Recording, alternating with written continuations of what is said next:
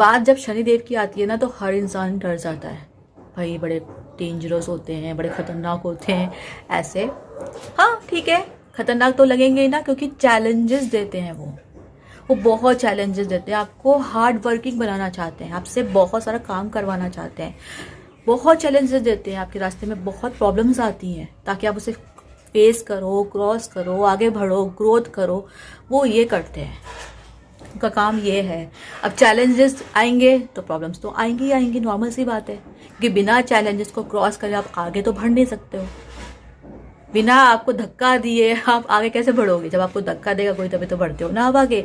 तो धक्का मतलब आपका वो चैलेंजेस आते हैं तो प्रॉब्लम्स लगती हैं, और फिर आपके कर्मों के हिसाब से भी चीज़ें होती है। किसी की कुछ कम हो सकती है, किसी की कुछ और ज़्यादा हो सकती हैं, तो अपने कर्मों के हिसाब से भी होती हैं। तो वही चीज़ें हमें बुरी लगती हैं, तो हमें लगता है कि ये शनिदेव महाराज हमारे साथ बहुत गलत कर रहे हैं।